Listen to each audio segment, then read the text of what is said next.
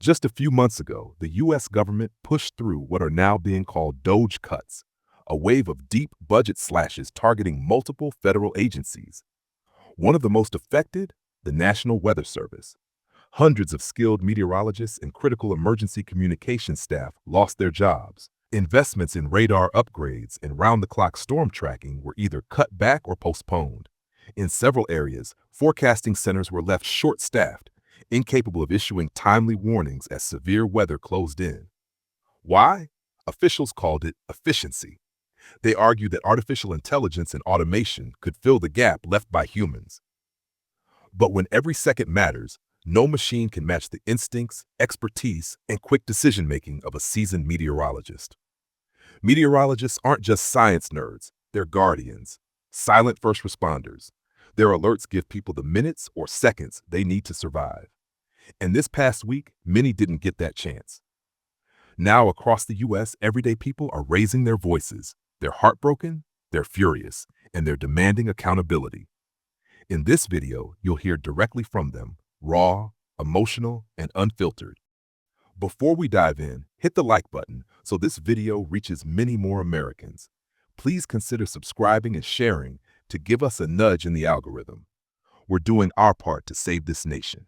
Deadly storms have left a path of destruction across parts of the U.S. At least 28 people are dead after severe storms swept across Missouri, Kentucky, and Virginia. And today the threat continues, with millions of Americans bracing for possible tornadoes, damaging hail, and flooding rains. The severe weather is highlighting concerns about the Trump administration's recent cuts to the National Weather Service, leaving many offices understaffed at this critical time. We see in this, Elizabeth, again, Elon Musk's grand idea of cutting like a CEO. He actually didn't cut like most CEOs I've talked to or most CEOs I know. It was indiscriminate. And so you had to call nuclear workers, safety workers back. You had to call air traffic controllers back.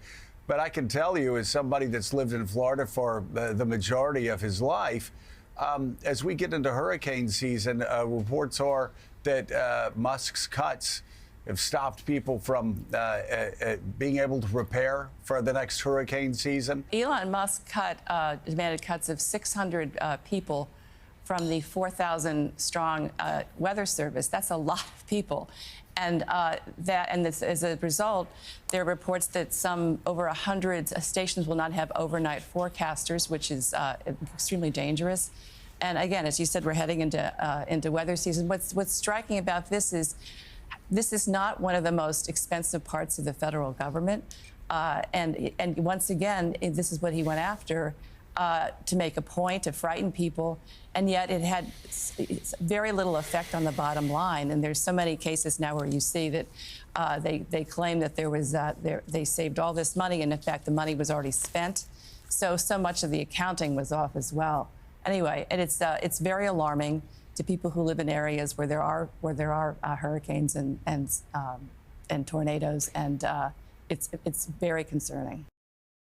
And it's not just the agency that responds to severe weather that's under strain right now. It's also the agency that tells us what the weather is, that predicts and tracks and warns us about severe weather.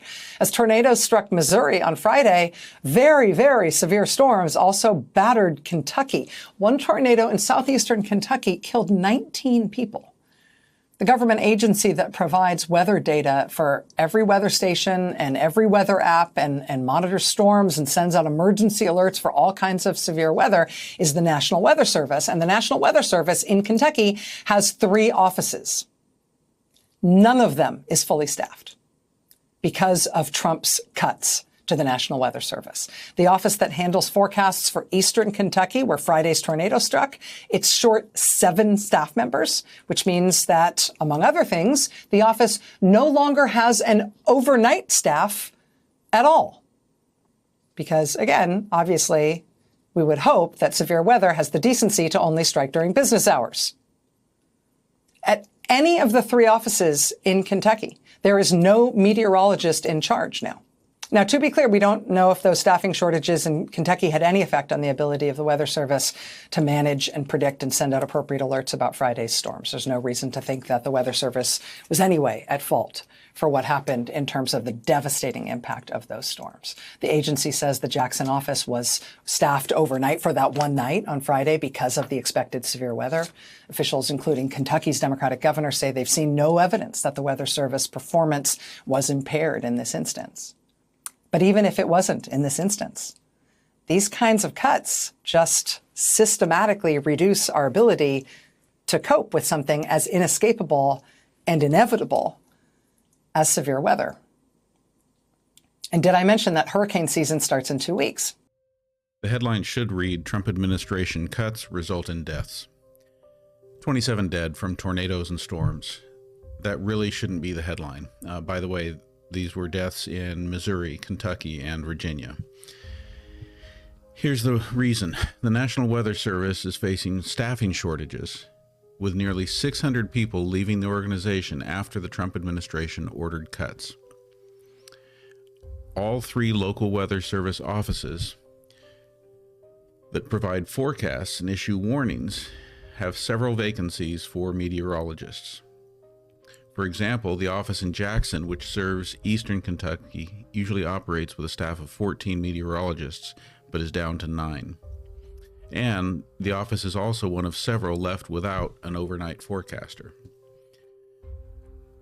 So yeah, I know the Sacramento Bee has a headline here that's focusing on, understandably, the fact that 27 are dead after these tornadoes, but the real story is why so many lives were lost.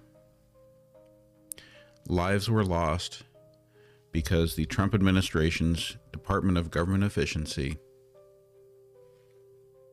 reduced staffing by 600 people recklessly, carelessly, and without regard for the potential loss of human life.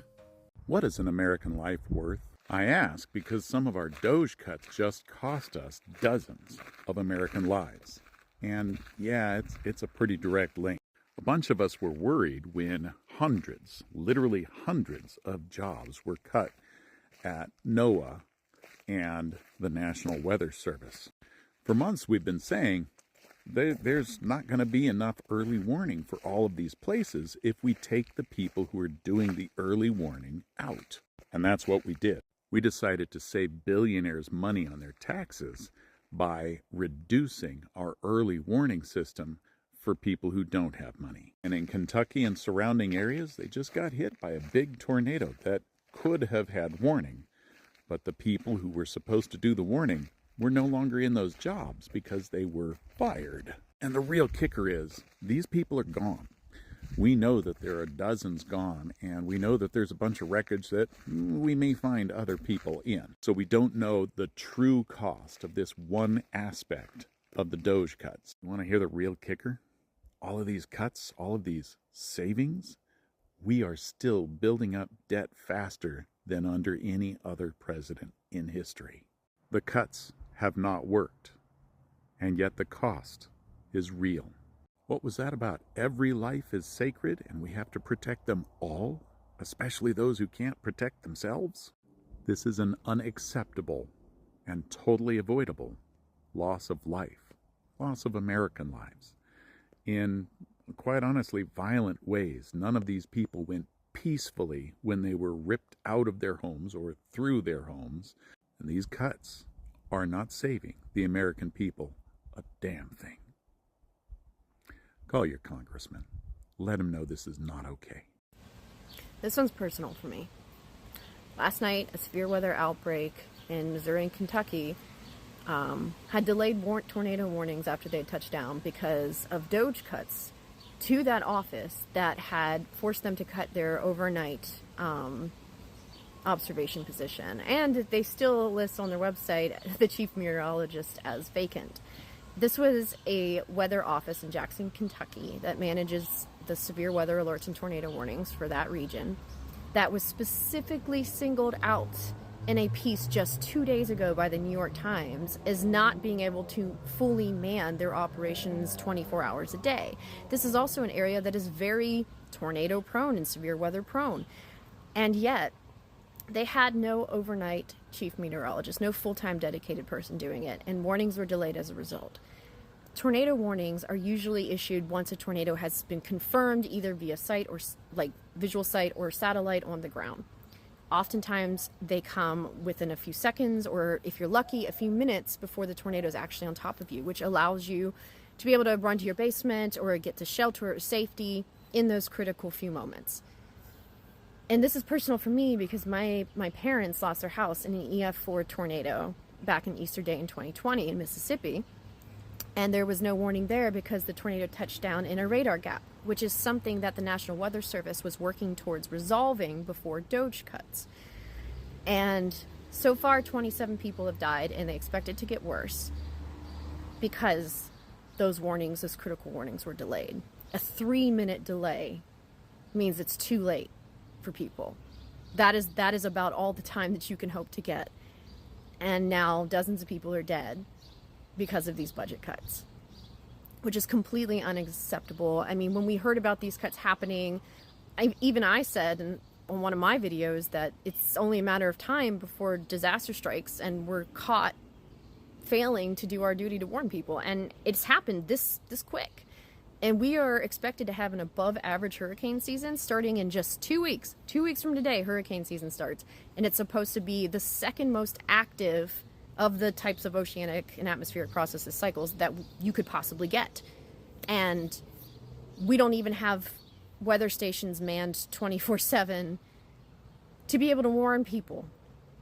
And this is exactly the kind of tragedy that happens when you wage a war on scientists, when you have an ignorant or completely just cruel and evil administration making financial decisions to benefit their friends instead of the general public. I mean, my mom left her house 20 minutes before it hit. If she hadn't, she'd be dead. Her neighbor died. And it's just, those moments are critical. And everybody was sleeping. You need someone to keep us safe. And they decided, Doge decided, that wasn't necessary. And now people are dead.